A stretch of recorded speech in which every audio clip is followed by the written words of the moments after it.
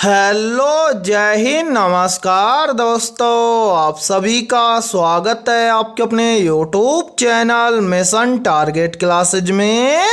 आज के इस क्लास में हम एसएससी एमटीएस एग्जाम 2025 के लिए प्रैक्टिस सेट नंबर 9 लेकर आए हैं। और मेरे भाई इस नए प्रैक्टिस सेट के अंदर हमने बहुत ही इंपॉर्टेंट क्वेश्चनों को कवर किया है और ये सभी क्वेश्चन आपके एसएससी एमटीएस एग्जाम 2025 के लिए इम्पोर्टेंट रहेंगे। इसलिए इस नए प्रैक्टिस सेट को आपको कंप्लीट देखना है और इस प्रैक्टिस सेट के एंड में आपको बताना है कि आपके टोटल कितने क्वेश्चन सही होते हैं। और यदि आप हमारे इस यूट्यूब चैनल से पहली बार जुड़े हैं तो इस यूट्यूब चैनल को कर लीजिए सब्सक्राइब और बेल आइकन को प्रेस करना, ताकि ऐसे ही शानदार क्लास का नोटिफिकेशन आपको सबसे पहले देखने को मिले। तो चलिए शुरू करते हैं आज के इस नए प्रैक्टिस सेट को बिना देरी के। पहला प्रश्न है आप सभी के सामने।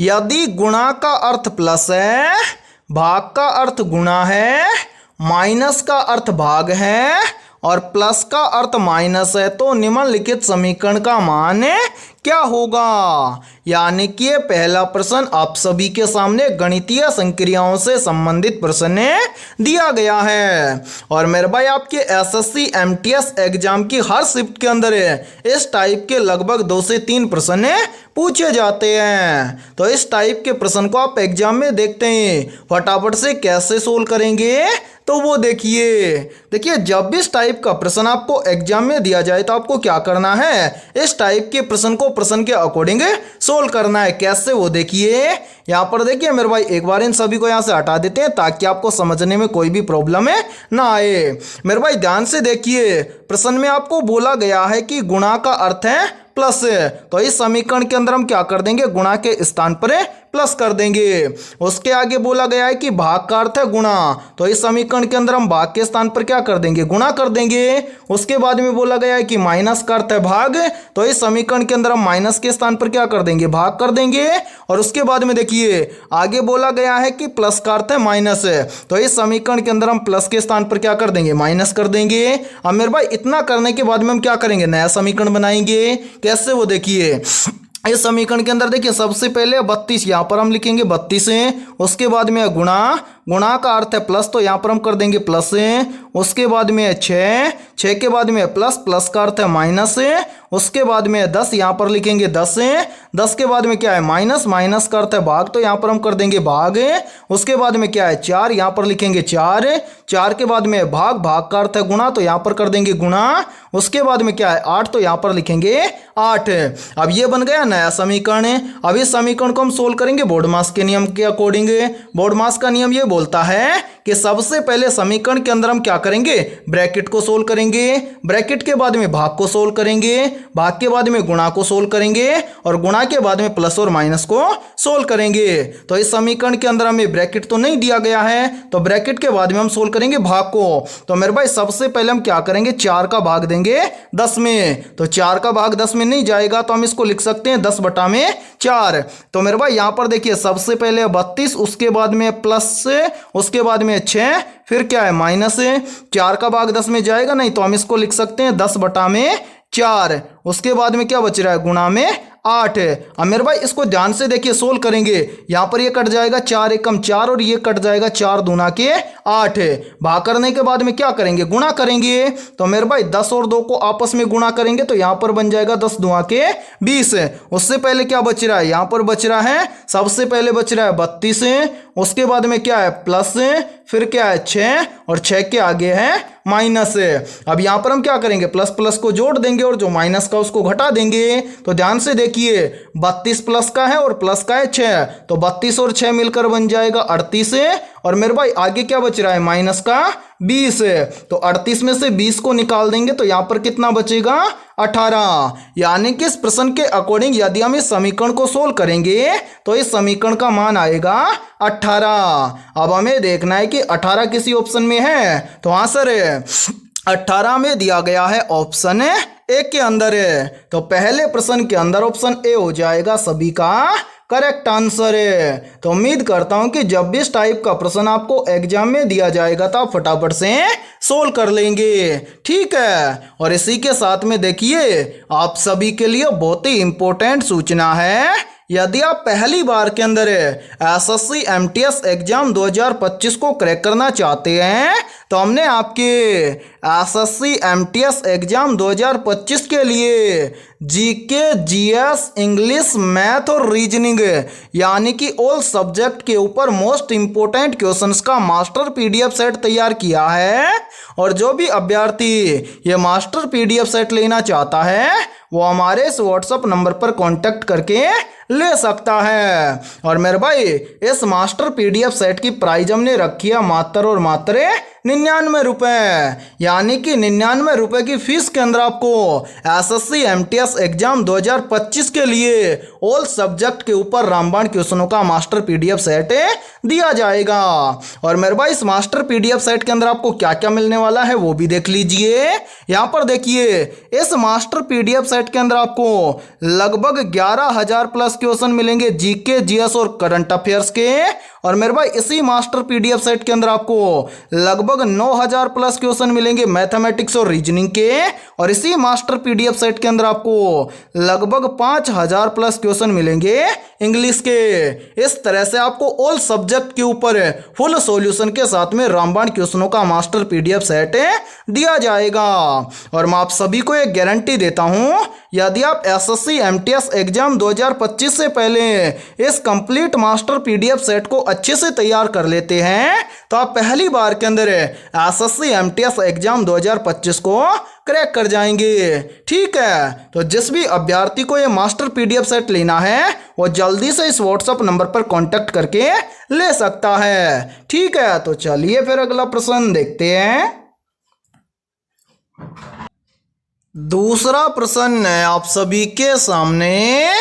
नीचे दिए गए प्रश्न में प्रश्न चिन्ह के स्थान पर आने वाली संख्या को ज्ञात करें। यानी कि दूसरा प्रश्न भी आप सभी के सामने नंबर एनालॉजी से संबंधित प्रश्न दिया गया है और आपसे पूछा गया है कि इस प्रश्न में इस प्रश्न चिन्ह के स्थान पर कौन सी संख्या आएगी।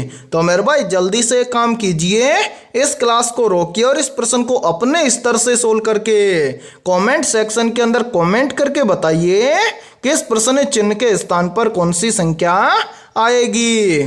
तो उम्मीद करता हूं कि आपने इस क्लास को रोककर इस प्रश्न को जरूर सोल्व किया होगा। तो आइए देखते हैं कि आपका आंसर क्या आया है। तो मेरे भाई इस टाइप के प्रश्न को आप एग्जाम में देखते हैं फटाफट से कैसे सोल्व करेंगे तो वो देखिए जब भी इस टाइप का प्रश्न आपको एग्जाम में दिया जाए तो आपको क्या करना है। सबसे पहले आपको यहाँ पर पता करना है कि 88 और 64 इन दोनों के बीच में आपस में क्या रिलेशन है, या फिर 88 से यहाँ पर 64 कैसे बना है। तो मेरे भाई यहाँ पर ध्यान से देखिए 88 से यहाँ पर 64 बन जाएगा कैसे। सबसे पहले तो यहाँ पर 88 से 64 बनाने के लिए क्या किया गया है, 88 की दोनों संख्याओं को आपस में जोड़ा गया है। तो ध्यान से देखिए 88 की दोनों संख्याओं को आपस में जोड़ेंगे तो 8 और 8 मिलकर बन जाएगा 16। और मेरे भाई यहाँ पर ध्यान से देखिए यदि हम इस 16 का क्या कर दें 4 गुना कर दें तो यहाँ पर बन जाएगा 16 चौके 64। और ध्यान से देखिए 64 यहाँ पर आप सभी के सामने दिया गया है। अब यही सेम लॉजिक हम लगाएंगे 68 के अंदर और 68 से इस प्रश्न चिन्ह की वैल्यू ज्ञात करेंगे। तो करेंगे क्या, सबसे पहले तो 68 की दोनों संख्याओं को आपस में ऐड कर लेंगे।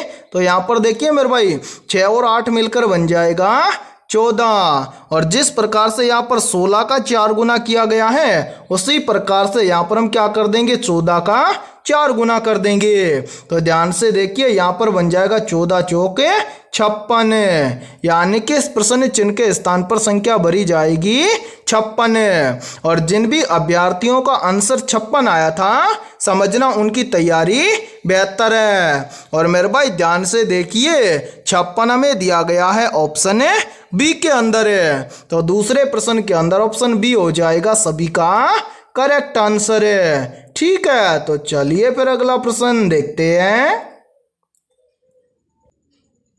तीसरा प्रश्न है आप सभी के सामने। एक निश्चित कूट भाषा में SOLID को 64 और POUR को 74 के रूप में लिखा जाता है तो उसी कूट भाषा में TON को क्या लिखा जाएगा। यानी कि तीसरा प्रश्न आप सभी के सामने कोडिंग डिकोडिंग से संबंधित प्रश्न दिया गया है। तो मेरे भाई कोडिंग डिकोडिंग से संबंधित प्रश्न को आप एग्जाम में देखते हैं फटाफट से कैसे सोल्व करेंगे। तो वो देखिए जब भी आपको एग्जाम के अंदर कोडिंग डिकोडिंग से संबंधित प्रश्न दिया जाए तो आपको क्या करना है, सबसे पहले आपको यहाँ पर पता करना है कि SOLID को यहाँ पर 64 कैसे लिखा गया है। फिर उसी प्रकार से हम यहाँ पर पता करेंगे कि POUR को यहाँ पर 74 कैसे लिखा गया है। सेम इसी प्रकार से फिर हम यहाँ पर बताएंगे कि TON को क्या लिखा जाएगा। तो मेरे भाई यहाँ पर देखिए इस टाइप के प्रश्न को आप तभी एग्जाम में सोल्व कर पाओगे जब आपको कंप्लीट अल्फाबेट लेटर नंबरिंग के साथ में याद होंगे। तो उम्मीद करता हूँ कि आपको कंप्लीट अल्फाबेट लेटर नंबरिंग के साथ में जरूर याद होंगे। तो मेरे भाई सबसे पहले हम क्या करेंगे, यहाँ पर पता करेंगे कि SOLID को यहाँ पर 64 कैसे लिखा गया है। तो जब भी आपको अल्फाबेट लेटर से नंबरिंग याद करना हो तो मेरे भाई सबसे पहले आपके सामने दिए गए सभी अल्फाबेट लेटर का कर लेना है नंबरिंग। जैसे यहाँ पर देखिए पहला लेटर है एस आता है मेरे भाई अल्फाबेट लेटर के अंदर कितने नंबर पर, 19 नंबर पर है। एस के बाद में क्या है ओ आता है अल्फाबेट लेटर के अंदर 15 नंबर पर है। ओ के बाद में है एल आता है अल्फाबेट लेटर के अंदर 12 नंबर पर है। एल के बाद में है आई आता है अल्फाबेट लेटर के अंदर 9 नंबर पर है। आई के बाद में है डी आता है अल्फाबेट लेटर के अंदर 4 नंबर पर है। अब यहाँ पर हम क्या करेंगे, है ना, सभी संख्याओं को आपस में जोड़ लेंगे। ठीक है, तो मेरे भाई यहाँ पर देखिए 19 और 15 हो जाएगा 34, 34 और 12 हो जाएगा 46, 46 और 9 हो जाएगा 55, 55 और 4 हो जाएगा 59। लेकिन मेरे भाई यहाँ पर देखिए जोड़ने पर आया है 59, ठीक है, और यहाँ पर लिखा गया है 64। तो मेरे भाई 59 से 64 कैसे बनेगा। तो यहाँ पर ध्यान से देखिए, यहाँ पर हमें अल्फाबेट लेटर देखने कितने दिए गए हैं। तो यहाँ पर ध्यान से देखिए, यहाँ पर हमें अल्फाबेट लेटर दिए गए हैं 5। और मेरे भाई ध्यान से देखिए, यदि हम 59 के अंदर क्या कर दें, +5 कर दें तो 59 और 5 मिलकर बन जाएगा 64। और ध्यान से देखिए 64 यहाँ पर आप सभी के सामने दिया गया है। अब इसी प्रकार से हम यहाँ पर देखते हैं कि POUR को 74 इसी प्रकार से लिखा गया है क्या। तो सबसे पहले हम क्या करेंगे, इन सभी अल्फाबेट लेटर का करेंगे नंबरिंग। तो यहाँ पर ध्यान से देखिए पहला लेटर है P आता है अल्फाबेट लेटर के अंदर 16 नंबर पर, ठीक है। P के बाद में क्या है ओ आता है अल्फाबेट लेटर के अंदर 15 नंबर पर है। ओ के बाद में क्या है यू आता है अल्फाबेट लेटर के अंदर 21 नंबर पर है। तो यहाँ पर हम लिख देंगे 21, ठीक है।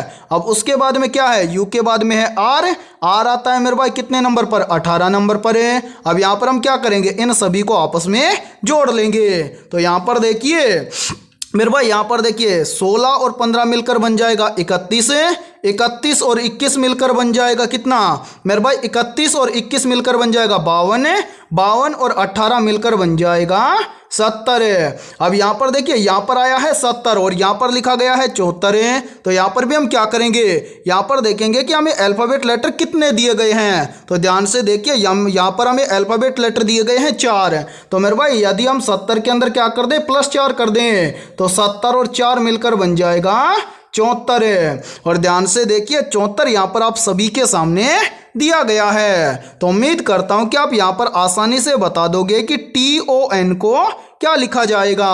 तो मेरे भाई एक बार इन सभी को यहाँ से हटा देते हैं ताकि आपको समझने में कोई भी प्रॉब्लम ना आए, ठीक है। तो यहाँ पर देखिए एक बार इन सभी को यहाँ से हटा देते हैं, ठीक है। अब देखिए मेरे भाई यहाँ पर हम क्या करेंगे, यहाँ पर पता करेंगे कि TON को क्या लिखा जाएगा। तो सबसे पहले हम क्या करेंगे, इन सभी अल्फाबेट लेटर का करेंगे नंबरिंग। तो मेरे भाई यहाँ पर देखिए पहला लेटर है टी आता है कितने नंबर पर, 20 नंबर पर है। टी के बाद में क्या है ओ आता है कितने नंबर पर, 15 नंबर पर है। ओ के बाद में क्या है एन आता है अल्फाबेट लेटर के अंदर 14 नंबर पर, यहाँ पर हम लिख देंगे 14, ठीक है। अब इन सभी को हम आपस में क्या कर लेंगे, जोड़ लेंगे। तो यहाँ पर देखिए मेरे भाई, यहाँ पर देखिए 20 और 15 हो जाएगा कितना, 35, 35 और 14 मिलकर बन जाएगा 49। और मेरे भाई यहाँ पर देखिए अल्फाबेट लेटर कितने दिए गए हैं 3, तो यहाँ पर हम 49 के अंदर क्या कर देंगे +3 कर देंगे। तो मेरे भाई 49 और 3 मिलकर बन जाएगा 52, यानी कि TON को लिखा जाएगा 52। अब हमें देखना है कि 52 किसी ऑप्शन में है, तो हाँ सर 52 हमें दिया गया है ऑप्शन बी के अंदर है। तो तीसरे प्रश्न के अंदर ऑप्शन बी हो जाएगा सभी का करेक्ट आंसर। तो उम्मीद करता हूं कि तीसरा प्रश्न भी आपको अच्छे से क्लियर हो गया होगा। और जब भी आपको एग्जाम के अंदर कोडिंग डिकोडिंग से संबंधित प्रश्न दिया जाएगा तो आप फटाफट से सोल्व कर लेंगे। ठीक है, तो चलिए फिर अगला प्रश्न देखते हैं। चौथा प्रश्न है आप सभी के सामने। नीचे दिए गए प्रश्न में प्रश्न चिन्ह के स्थान पर आने वाली संख्या को ज्ञात करें। यानी कि ये चौथा प्रश्न भी आप सभी के सामने नंबर एनालॉजी से संबंधित प्रश्न दिया गया है और आपसे पूछा गया है कि इस प्रश्न चिन्ह के स्थान पर कौन सी संख्या आएगी। तो मेरे भाई इस टाइप के प्रश्न को आप एग्जाम में देखते हैं, फटाफट से कैसे सोल्व करेंगे तो वो देखिए मैंने अभी आपको बताया था कि नंबर एनालॉजी से संबंधित प्रश्न को आप एग्जाम में कैसे सोल्व करेंगे। तो आपको क्या करना है, सबसे पहले आपको यहाँ पर पता करना है कि 319 से यहाँ पर 27 कैसे बना है। यानी कि जिस प्रकार से 319 से यहाँ पर 27 बना है उसी प्रकार से हम यहाँ पर बताएंगे कि 415 से इस प्रश्न चिन्ह के स्थान पर कौन सी संख्या आएगी। तो मेरे भाई यहाँ पर देखिए 319 से यहाँ पर 27 बनाने के लिए क्या किया गया है, मेरे भाई 319 की सभी संख्याओं को आपस में गुणा किया गया है। तो यहाँ पर देखिए यहाँ पर हो जाएगा 3 एकम 3 और 3 नौके हो जाएगा 27। और मेरे भाई ध्यान से देखिए 27 यहाँ पर आप सभी के सामने दिया गया है। अब यही सेम लॉजिक हम लगाएंगे 415 के अंदर और 415 से इस प्रश्न चिन्ह की वैल्यू ज्ञात करेंगे। तो करेंगे क्या, सेम 319 की तरह 415 की सभी संख्याओं को हम आपस में क्या कर लेंगे, गुणा कर लेंगे। तो मेरे भाई यहाँ पर देखिए यहाँ पर हो जाएगा 4 एकम 4 और 4 पंजे 20, यानी कि इस प्रश्न चिन्ह के स्थान पर संख्या भरी जाएगी 20। अब हमें देखना है कि 20 किसी ऑप्शन में है, तो हाँ सर 20 हमें दिया गया है ऑप्शन डी के अंदर है। तो चौथे प्रश्न के अंदर ऑप्शन डी हो जाएगा सभी का करेक्ट आंसर है। तो उम्मीद करता हूं कि चौथा प्रश्न भी आपको अच्छे से क्लियर हो गया होगा। और जब भी इस टाइप का प्रश्न आपको एग्जाम में दिया जाएगा तो आप फटाफट से सोल्व कर लेंगे। और मेरे भाई ये प्रश्न एसएससी एमटीएस एग्जाम 2024 के अंदर पूछा गया प्रश्न है। ठीक है, तो चलिए फिर अगला प्रश्न देखते हैं। पांचवा प्रश्न है आप सभी के सामने। नीचे दिए गए विकल्पों में से उस संख्या का चयन कीजिए जो प्रश्न चिन्ह को प्रतिस्थापित कर सके।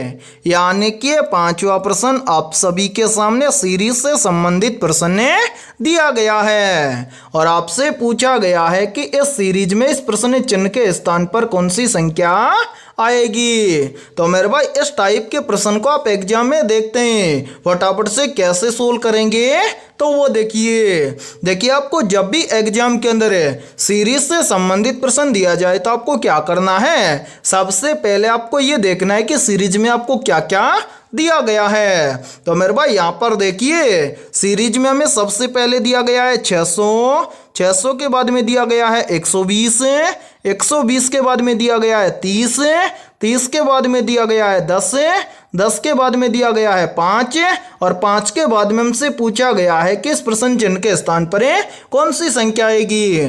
तो मेरे भाई यहाँ पर देखिए इस सीरीज को किस प्रकार से सोल्व किया गया है। यहाँ पर देखिए सीरीज में सबसे पहले दिया गया है 600 के बाद में दिया गया है 120, तो 600 से 120 कैसे बनेगा। तो मेरे भाई यहाँ पर देखिए यदि हम 600 को क्या कर दें 5 से भाग कर दें तो यहाँ पर बन जाएगा 120। अब उसी प्रकार से देखिए 120 से बन रहा है कितना 30, तो 120 से 30 कैसे बनेगा। तो यहाँ पर देखिए यदि हम 120 को क्या कर दें 4 से भाग कर दें तो यहाँ पर बन जाएगा 30। फिर देखिए 30 से कितना बन रहा है 10, तो मेरे भाई 30 से 10 कैसे बनेगा। तो यहाँ पर देखिए यदि हम 30 को क्या कर दें 3 से भाग कर दें, तो 30 को 3 से भाग कर देंगे तो यहाँ पर बन जाएगा 10 से। फिर देखिए 10 से कितना बन रहा है 5, तो मेरे भाई 10 से 5 कैसे बनेगा, तो यहाँ पर देखिए यदि हम 10 को क्या कर दें 2 से भाग कर दें तो यहाँ पर बन जाएगा 5। अब इसी प्रकार से हमसे पूछा गया है कि 5 से इस प्रश्न चिन्ह के स्थान पर कौन सी संख्या आएगी। तो मेरे भाई यहाँ पर देखिए सबसे पहले ध्यान से, यानी कि यहाँ पर सबसे पहले क्या किया गया है 5 से भाग किया गया है, उसके बाद में 4 से भाग किया गया है, उसके बाद में 3 से भाग किया गया है, उसके बाद में 2 से भाग किया गया है। तो मेरे भाई यहाँ पर ये संख्या क्या हो रही है कंटिन्यू घट रही है, यानी कि 5, 5 के बाद में 4, 4 के बाद में 3, 3 के बाद में 2, अब 2 के बाद में क्या आएगा यहां पर आएगा 1, यानी कि यहां पर हम क्या करेंगे 5 को यदि 1 से भाग कर दें तो इस प्रश्न चिन्ह की वैल्यू ज्ञात हो जाएगी। तो मेरे भाई यहां पर देखिए यदि हम 5 को क्या कर दें 1 से भाग कर दें तो यहां पर कितना आएगा 5 आएगा, यानी कि इस प्रश्न चिन्ह के स्थान पर संख्या भरी जाएगी 5। अब हमें देखना है कि 5 किसी ऑप्शन में है, तो आंसर 5 हमें दिया गया है ऑप्शन बी के अंदर है। तो 5वें प्रश्न के अंदर ऑप्शन बी हो जाएगा सभी का करेक्ट आंसर है। तो उम्मीद करता हूं कि जब भी आपको एग्जाम के अंदर सीरीज से संबंधित प्रश्न दिया जाएगा तो आप फटाफट से सोल्व कर लेंगे, ठीक है। और यदि आपको किसी भी क्वेश्चन के अंदर कोई भी डाउट हो तो आप उस क्वेश्चन के बारे में पूछ सकते हैं, ठीक है। तो चलिए फिर अगला प्रश्न देखते हैं। छठा प्रश्न है आप सभी के सामने, प्रसिद्ध सितार वादक पंडित रविशंकर को भारत रत्न से किस वर्ष सम्मानित किया गया था। मेरे भाई मोस्ट इंपोर्टेंट प्रश्न है ये, तो जल्दी से बताइए इन चारों में से करेक्ट आंसर क्या होगा। आपसे पूछा गया है कि प्रसिद्ध सितार वादक पंडित रविशंकर को भारत रत्न से किस वर्ष सम्मानित किया गया था। तो यहाँ पर देखिए इन चारों में से करेक्ट आंसर हो जाएगा सभी का ऑप्शन है बी, यानी कि प्रसिद्ध सितार वादक पंडित रविशंकर को भारत रत्न से सम्मानित किया गया था वर्ष 1999 में। तो छठे प्रश्न के अंदर करेक्ट आंसर हो जाएगा सभी का ऑप्शन है बी। और मेरे भाई यहाँ पर देखिए यहीं से क्वेश्चन और बनता है और ये क्वेश्चन भी काफी बार एग्जाम के अंदर रिपीट होता है। प्रश्न पूछा जाता है कि पंडित रविशंकर का संबंध किस वाद्य यंत्र से है। तो मेरे भाई याद रखना पंडित रविशंकर का संबंध है सितार वादन से, ठीक है। तो चलिए फिर अगला प्रश्न देखते हैं। सातवां प्रश्न है आप सभी के सामने, निम्नलिखित में से खालसा पंथ की स्थापना किसने की थी। तो जल्दी से बताइए इन चारों में से करेक्ट आंसर क्या होगा। आपसे पूछा गया है कि खालसा पंथ की स्थापना किसने की थी। तो यहाँ पर देखिए इन चारों में से करेक्ट आंसर हो जाएगा सभी का ऑप्शन है ए, यानी कि खालसा पंथ की स्थापना की थी गुरु गोविंद सिंह ने। तो सातवें प्रश्न के अंदर करेक्ट आंसर हो जाएगा सभी का ऑप्शन है ए। और मेरे भाई यहाँ पर देखिए यदि ये क्लास आपको पसंद आ रही है तो जल्दी से एक बार इस क्लास को लाइक कर दीजिए। और यदि आप हमारे इस YouTube चैनल से पहली बार जुड़े हैं तो इस YouTube चैनल को कर लीजिए सब्सक्राइब और बेल आइकन को प्रेस करना, ताकि ऐसी शानदार क्लास का नोटिफिकेशन आपको सबसे पहले देखने को मिले, ठीक है। तो चलिए फिर अगला प्रश्न देखते हैं। आठवां प्रश्न है आप सभी के सामने, निम्नलिखित में से कौन सा रासायनिक तत्व है जिसका परमाणु क्रमांक 10 है। ऑप्शन ए है हीलियम है, ऑप्शन बी है नियोन है, ऑप्शन सी है लिथियम है और ऑप्शन डी है कार्बन है। तो यहाँ पर देखिए इन चारों में से करेक्ट आंसर हो जाएगा सभी का ऑप्शन है बी, यानी कि रासायनिक तत्व है नियोन जिसका परमाणु क्रमांक 10 है। तो आठवें प्रश्न के अंदर करेक्ट आंसर हो जाएगा सभी का ऑप्शन है बी। और मेरे भाई इस क्लास के अंदर आपको एंड तक बने रहना है, क्योंकि इस क्लास के अंदर हमने उन्हीं क्वेश्चनों को कवर किया है जो क्वेश्चन आपके एसएससी एमटीएस एग्जाम 2025 के लिए इम्पोर्टेंट रहेंगे। ठीक है, तो चलिए फिर अगला प्रश्न देखते हैं। 9वां प्रश्न है आप सभी के सामने।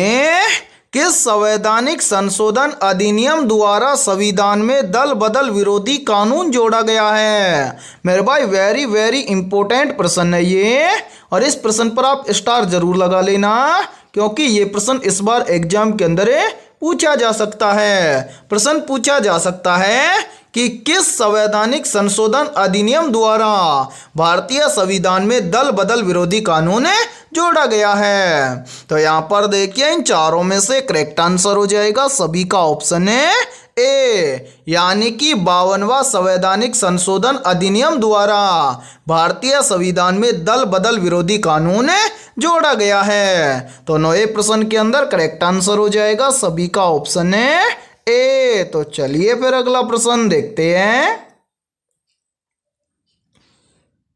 10वां प्रश्न है आप सभी के सामने।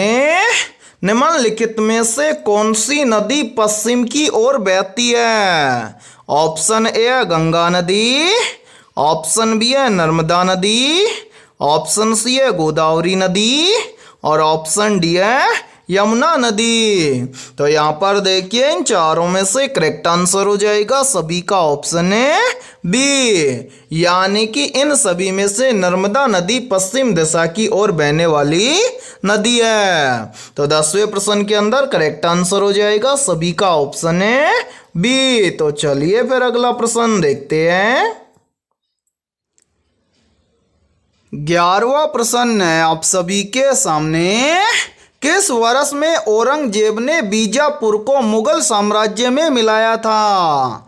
ऑप्शन ए 1689 में, ऑप्शन बी है 1685 में, ऑप्शन सी है 1687 में, और ऑप्शन डी है 1683 में। तो जल्दी से बताइए इन चारों में से करेक्ट आंसर क्या होगा। आपसे पूछा गया है कि किस वर्ष में औरंगजेब ने बीजापुर को मुगल साम्राज्य में मिलाया था। तो यहाँ पर देखिए इन चारों में से करेक्ट आंसर हो जाएगा सभी का ऑप्शन है बी, यानी कि वर्ष 1685 में औरंगजेब ने बीजापुर को मुगल साम्राज्य में मिलाया था। तो 11वें प्रश्न के अंदर करेक्ट आंसर हो जाएगा सभी का ऑप्शन है बी। तो चलिए फिर अगला प्रश्न देखते हैं। 12वां प्रश्न है आप सभी के सामने। भारत में किसे स्थानीय स्वशासन का जनक कहा जाता है? तो जल्दी से बताइए इन चारों में से करेक्ट आंसर क्या होगा। आपसे पूछा गया है कि भारत में किसे स्थानीय स्वशासन का जनक कहा जाता है। तो यहाँ पर देखिए इन चारों में से करेक्ट आंसर हो जाएगा सभी का ऑप्शन है बी, यानी कि भारत में स्थानीय स्वशासन का जनक कहा जाता है लॉर्ड रिपन को। तो 12वें प्रश्न के अंदर करेक्ट आंसर हो जाएगा सभी का ऑप्शन है बी। तो चलिए फिर अगला प्रश्न देखते हैं। 13वां प्रश्न है आप सभी के सामने। निम्नलिखित में से किस तत्व की परमाणु त्रिज्या सबसे अधिक है? ऑप्शन ए लिथियम तत्व की, ऑप्शन बी है नाइट्रोजन तत्व की, ऑप्शन सी है बेरिलियम तत्व की, और ऑप्शन डी है कार्बन तत्व की। तो यहाँ पर देखिए इन चारों में से करेक्ट आंसर हो जाएगा सभी का ऑप्शन है ए, यानी कि लिथियम तत्व की परमाणु त्रिज्या सबसे अधिक है। तो 13वें प्रश्न के अंदर करेक्ट आंसर हो जाएगा सभी का ऑप्शन है ए। तो चलिए फिर अगला प्रश्न देखते हैं। 14वां प्रश्न है आप सभी के सामने। नागरहोल राष्ट्रीय उद्यान किस राज्य में स्थित है? ऑप्शन ए उत्तर प्रदेश राज्य में, ऑप्शन बी है मध्य प्रदेश राज्य में, ऑप्शन सी है हिमाचल प्रदेश राज्य में, और ऑप्शन डी है कर्नाटक राज्य में। तो यहाँ पर देखिए इन चारों में से करेक्ट आंसर हो जाएगा सभी का ऑप्शन है डी, यानी कि नागरहोल राष्ट्रीय उद्यान कर्नाटक राज्य में स्थित है। तो 14वें प्रश्न के अंदर करेक्ट आंसर हो जाएगा सभी का ऑप्शन है डी। और मेरे भाई यहाँ पर देखिए आप सभी के लिए बहुत ही इंपॉर्टेंट सूचना है। यदि आप पहली बार के अंदर एसएससी एमटीएस एग्जाम 2025 को क्रैक करना चाहते हैं तो हमने आपके एसएससी एमटीएस एग्जाम 2025 के लिए ऑल सब्जेक्ट के ऊपर रामबाण क्वेश्चनों का मास्टर पीडीएफ सेट तैयार किया है। और जो भी अभ्यर्थी ये रामबाण क्वेश्चनों का मास्टर पीडीएफ सेट लेना चाहता है वो हमारे इस व्हाट्सएप नंबर पर कांटेक्ट करके ले सकता है। व्हाट्सएप नंबर है, यहाँ पर देखिए मेरे भाई व्हाट्सएप नंबर है 7374826893। ये हमारा व्हाट्सएप नंबर है। इस व्हाट्सएप नंबर पर आप कांटेक्ट करके रामबाण क्वेश्चनों के मास्टर पीडीएफ सेट को ले सकते हैं। और मेरे भाई इस मास्टर पीडीएफ सेट की प्राइस हमने रखी है मात्र और मात्र 99 रुपये, यानी कि 99 रुपये की फीस के अंदर आपको ऑल सब्जेक्ट के ऊपर रामबाण क्वेश्चनों का मास्टर पीडीएफ सेट दिया जाएगा। और इस मास्टर पीडीएफ सेट के अंदर आपको क्या क्या मिलने वाला है तो वो भी देख लीजिए मेरे भाई। यहाँ पर देखिए इस मास्टर पीडीएफ सेट के अंदर आपको लगभग 11,000 प्लस क्वेश्चन मिलेंगे जीके जीएस के। इसी मास्टर पीडीएफ सेट के अंदर आपको लगभग 9,000 प्लस क्वेश्चन मिलेंगे किसके मेरे भाई, मैथमेटिक्स और रीजनिंग के। और इसी मास्टर पीडीएफ सेट के अंदर आपको लगभग 5,000 प्लस क्वेश्चन मिलेंगे इंग्लिश के। और सभी क्वेश्चन आपको फुल सॉल्यूशन के साथ में मिलने वाले हैं। और मैं आप सभी को ये गारंटी देता हूँ यदि आप एग्जाम से पहले इस कंप्लीट मास्टर पीडीएफ सेट को अच्छे से तैयार कर लेते हैं तो आप पहली बार के अंदर एसएससी एमटीएस एग्जाम 2025 को क्रैक कर जाएंगे। ठीक है, तो चलिए फिर अगला प्रश्न देखते हैं। 15वां प्रश्न है आप सभी के सामने। भवाई किस भारतीय राज्य की पारंपरिक नाट्य शैली है? ऑप्शन ए गुजरात राज्य की, ऑप्शन बी है नागालैंड राज्य की, ऑप्शन सी है कर्नाटक राज्य की और ऑप्शन डी है तमिलनाडु राज्य की।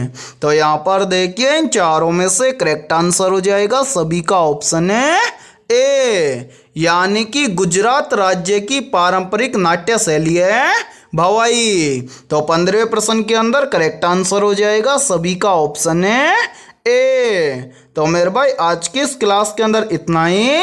यदि ये क्लास आपको पसंद आई है तो जल्दी से एक बार इस क्लास को लाइक कर दीजिए।